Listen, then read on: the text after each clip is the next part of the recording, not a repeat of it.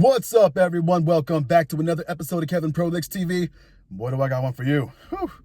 All right, here he says, girlfriend cheated while drunk, confused on how to create trust again. You don't. You leave. All right.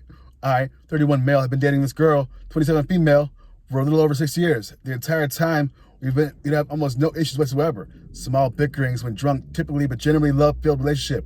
We traveled together, both planned for each other's birthdays or special events, had open communication whenever anything went wrong or didn't feel right. We always came back so easily and secure.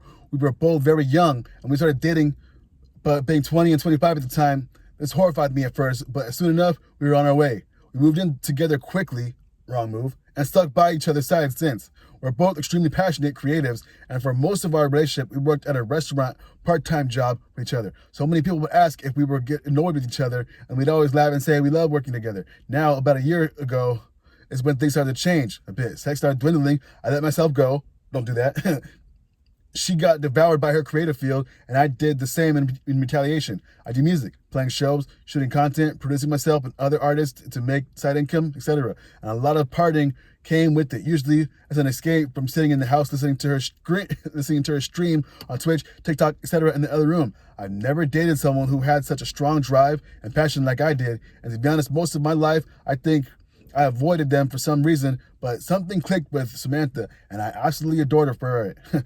Anyway, I developed quite a drinking problem, and with hindsight, I believe it was to deal with the ever-shrinking quality time I got to spend with Samantha. I kept it in my mind, and this is what makes things, and this is what it takes. I never want her to fail and think, if only she didn't go on the date with me or spend Saturday watching anime and posting mating food with me. However, things started to show fairly quickly through by means of me coming home drunk and basically being a giant baby, asking if she still loved me, and really pestering her about her being glued to the screen all day and streaming, editing her videos on YouTube, working her restaurant job, or a combination of all three. All right, pause. Yeah, guys, don't do that. Don't act like this. Now, Samantha has always had a hard time making friends, and she finally left the toxicity of our mutual restaurant job and found a nice breakfast spot filled with no non-jaded, hope-filled people around our age. I was so happy when she started hanging out with some girlfriends from work, and I actually was stoked when she included me in the first few hangouts with them. This, unfortunately, was where the major shit happened. Samantha has always been bisexual, but has never experienced being with a woman. Throughout our relationship, here and there, we considered opening up the relationship to allow her to explore that side of her, with emphasis that it be together as to not jeopardize our relationship. All right, now pause. Opening the relationship for her? What about for you? Huh? Why don't you get some side? Huh? Before I knew it, sex became once a month thing. She was always glued to her phone, either texting her stream chat on Discord or her newly made work friends, and I never felt more tossed aside than ever. I naively chose to deal with this by drinking even more frequently, which not a ton, maybe once a month, but once a month for the past 6 months, we'd have a giant blow up with me feeling neglected, unloved, and underprioritized. I continued to let myself go and became such a lame person. I understand my fault in this. All right, you understand your fault in this, but you let her do this, and why aren't you getting someone on the side? Okay, hey, you gonna go do that? I'm gonna go do this. Let's see how she acts.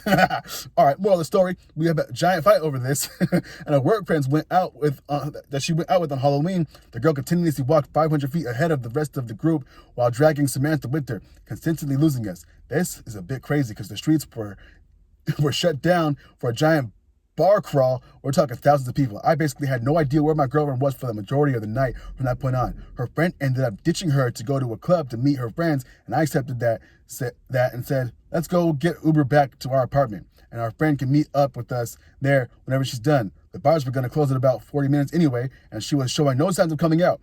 This started World War III, and I got accused of leaving her friend out in the city on Halloween with no way home. So Samantha decided to stampede off on once the Uber got to us. I regretfully got in the Uber with the rest of our friends and left. Meanwhile, her friend consoled her through text and berated for me for not being a man and leaving his girlfriend in the city to fend for herself.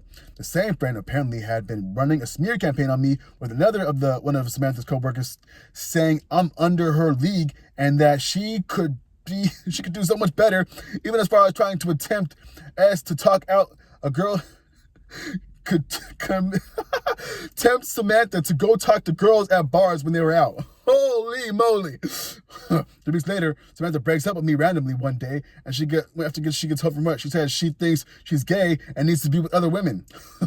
I am in utter awe and shock and take some time to digest this. I mean, if that's the truth, then how could I ever fight for her? It's just not made to be attracted to me, right? Wrong. I text a mutual of ours who works with S, and her friend apparently made out at a club a week before, and let's let the hickey on her. And Samantha let the hickey on this girl. She cheated, and instead of owning it, had planned to just claim being gay, whether or not real, instead of telling me that she had lost feelings for me. Huge fight, fueled by alcohol, pain, and drugs on my behalf.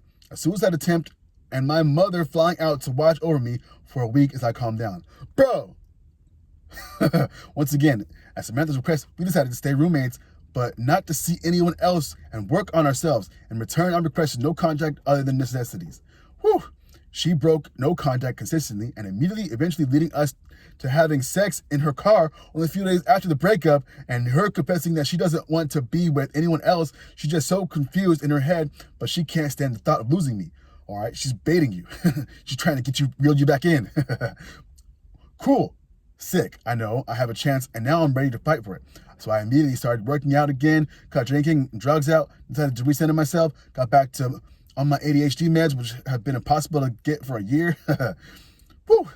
Conveniently, when things shifted between us, she's mentioned over and over how impossible it is for us to have conversations when I'm unmedicated.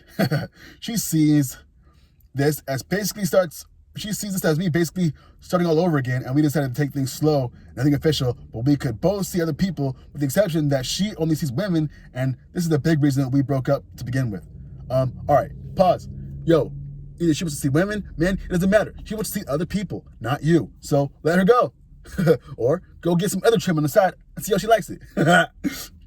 All right, now things were awesome for about a month and a half, and then New Year's Day, she messaged me from her home, and she says she flew out for the holidays, confessing her undying love for me and how she wants to grow old with me, and that she actually aided so many of our issues out of insecurities and wasn't communicating about that. Took back all the needing to experiment alone and stuff, and said that maybe one day we can get together, but she has no interest in being single and being without me ever again. Touched my heart was probably the best way to start the new year. But as the weeks went on and followed up, now they've been amazing. She even said, I feel like I'm back with the man I've been in love with, as I've really been holding myself with things I do to a higher standard again. Really?